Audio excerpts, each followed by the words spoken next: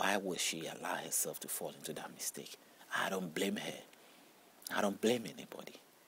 The books are there. The errors are there. She has been falling into the trap. She's one of the traps that I talk about every day. You listen to the unveiling trap and you find out not just the trap being the problem, but also the fact that these things cannot generate peace.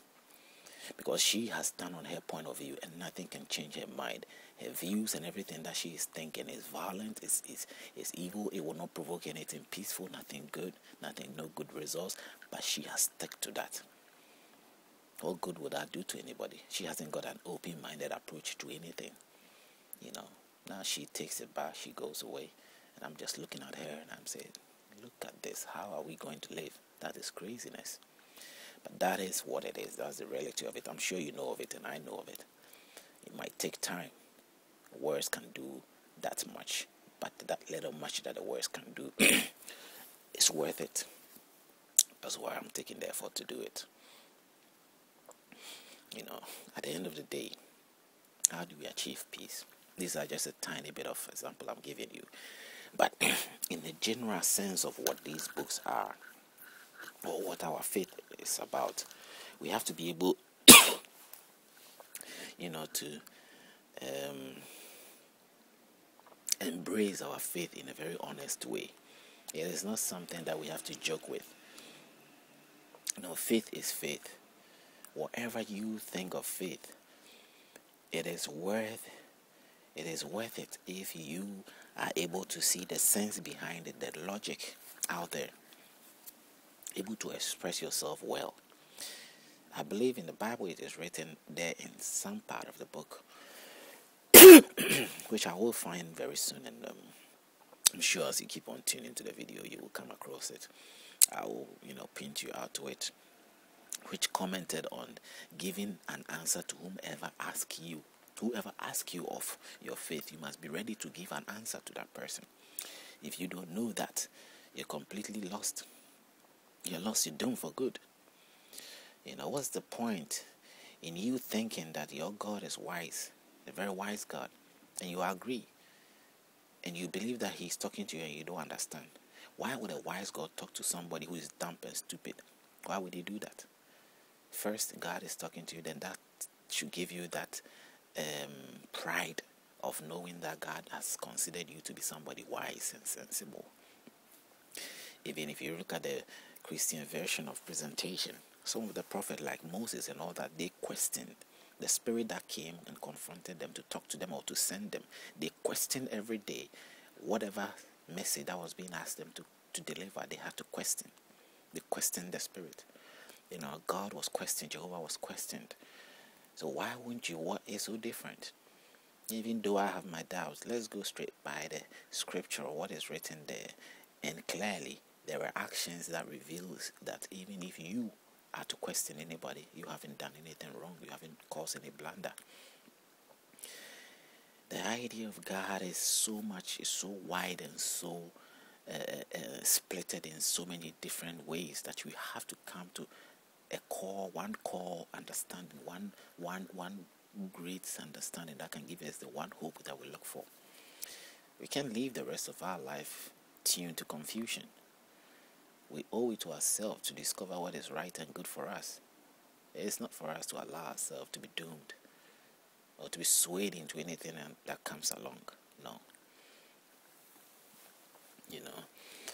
No matter what your age might be, there are people who are very young but very, very smart in the head, smarter than even some older people. The brains that we have can function well. It doesn't matter the size of the body. That is why I don't consider the size of a body being the reason for one to condemn another of, or even the age of a person. You see, the body, the outward presentation that we have bodily can deceive us, and cannot be the main or the basis by which sort of we make our rulings or our decisions, or how we set up or sort of condemn or not to condemn.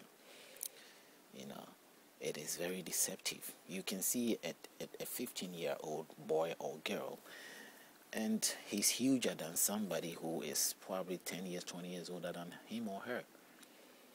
And you can see somebody who is about 28 years or something years old, very huge in looking, but mentally he's so dumb, that so stupid that even a 10-year-old person has got that smartness of idea or approach of life than him who is so old. So what is within maybe makes the difference, but at the end of the day, whatever we are outwardly cannot be the pure or the true representation of ourselves. It gives us a just idea, and that's it. So we shouldn't be fooled by that a lot. People do that a lot. You can see people accusing people of all sort of things, and trapping people into certain states, and they are not very, very good. All is happening based on what the information that we've got, how we've ended up embracing life to be. So it's something worth to be considered and to be thought through. I also want to address the issue of ways of which we have to really come to acknowledge when it comes to having a peaceful life, a very settled life. It will take a lot, but I said you have to break the ice. We have to find the roots, and then we break those roots. And when we break it up, the channel will be so clear for us to go through, for us to establish that good life that we so deserve. The truth is out there before us, but something else stands in the way. Those things that stands in the way is what I'm trying to reveal. If I point it out, you can see yourself.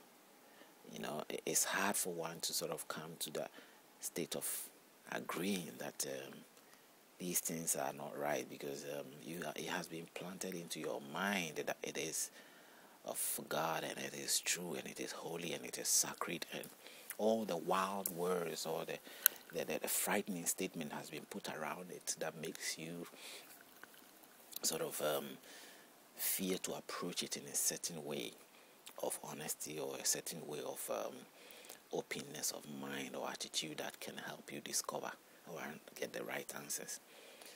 And since you find yourself in that situation, then boom, if you see yourself locked, you never discover what you need to discover. I've been there, so I know what I'm talking about, because that's where I'm coming from.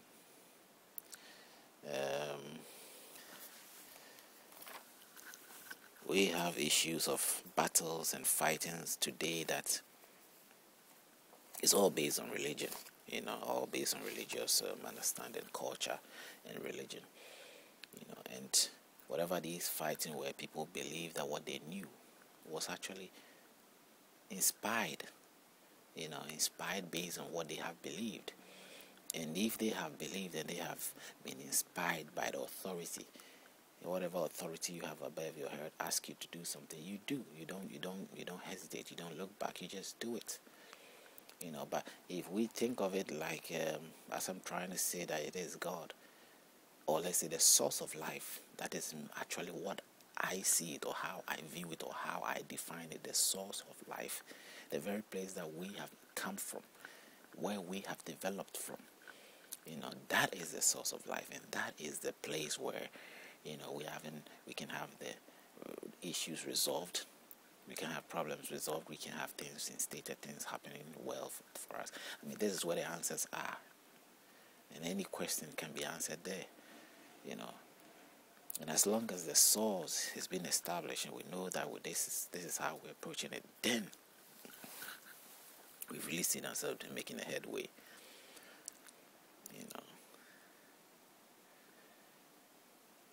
So no matter what we think of